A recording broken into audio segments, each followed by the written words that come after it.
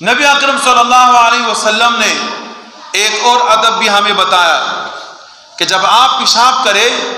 تو پیشاب کے چھینٹوں سے اپنے آپ کو بچائیں۔ آپ کرتے ہیں، چلے جاتے ہیں بیت الخلاء میں یا ویسے جنگل کے اندر چلے گئے، میدانی علاقے میں چلے گئے، ضرورت پڑتی ہے، انسان پیشاب کرتا ہے تو پیشاب میں تو سب سے پہلے یہ ہے، نبی علیہ السلام نے فرمایا کہ دو مقامات، دو جگہ ایسے ہیں کہ وہاں آپ کو پیشاب نہیں کرنا چاہیے۔ وہاں اگر کوئی پیشاب کرتا ہے تو ان لوگوں کے اوپر لعنت برستی ہے۔ ایک تو لوگوں کے گزرگاہ پہ بیٹھ کے پیشاب نہیں کرنا چاہیے، اور ایک وہ درخت جس کے سائے پہ لوگ بیٹھتے ہیں وہاں جا کے آپ کو پیشاب نہیں کرنا چاہیے، اس لیے کہ وہاں جب آپ پیشاب کریں گے، پاخانہ کریں گے، لوگ آئیں گے وہاں بیٹھیں گے تو لازماً لوگ کہیں گے کہ یار تباہ برباد ہو جائے وہ آدمی کہ اس کے علاوہ اس کو پیشاب کے لیے اور کوئی جگہ نہیں ملا،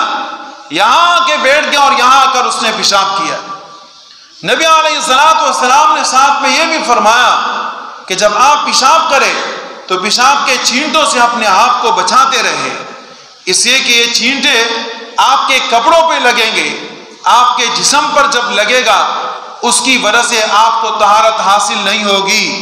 آپ کے کپڑے پاک صاف نہیں رہیں گے۔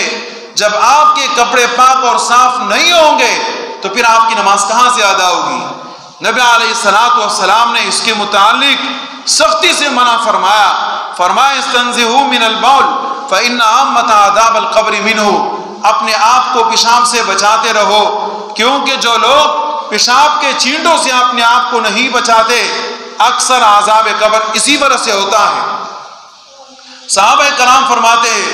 نبی اکرم صلی اللہ علیہ وسلم کا دو قبروں کے اوپر گزر ہوا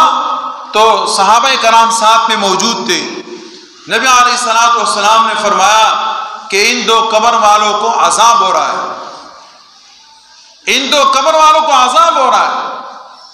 اب ظاہر ہے اللہ کے رسول ہیں، اللہ رب العزت کی طرف سے پیغام آ گیا کہ یہ جو دو قبر والے ہیں، جو مردے اس کے اندر، ان کو عذاب ہو رہا ہے۔ نبی علیہ السلام نے اللہ رب العزت سے پوچھا کہ اے اللہ کس بنا پر ان کو عذاب ہو رہا ہے؟ وحی آگے ان کو عذاب ہو رہا ہے، اور وہ وحی نبی علیہ السلام نے صحابہ کے سامنے بیان فرما دی۔ صحابہ کرام سے فرمایا کہ ایک قبر والے کو عذاب تو اس لیے ہو رہا ہے کہ اپنے آپ کو پیشاب کے قطروں سے نہیں بچایا کرتا تھا، اس بنا پر اس کو عذاب ہو رہا ہے۔ اور یہ جو دوسرا قبر والا ہے اس کو عذاب اس لیے ہو رہا ہے کہ یہ غیبت کیا کرتا تھا، اور آپ نے دیکھا ہے کہ یہ چیز ہمارے اندر ہے، سفید ریش اور ہمارے حرکات اور سکانات کو نہ دیکھے، لوگ مسلسل فراڈ کے اندر پڑے ہوئے، استاد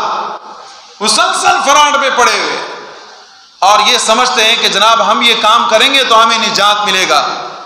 کبھی بھی ان کو نجات نہیں مل سکتا،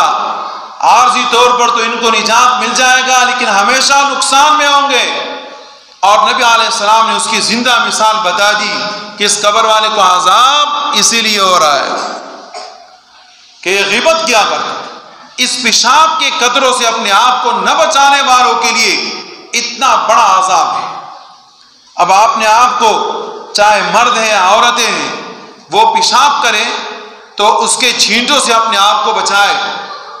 بچے پیشاب والے ہوتے ہیں تو پیشاب والے بچے کو اٹھانے کے بعد ظاہر ہے پھر اپنے کپڑوں کو بھی صاف رکھیں اور اس جگہ کو بھی دھوئے، بلکہ اس سے بہتر کیا ہے وہ غسل کر لیں۔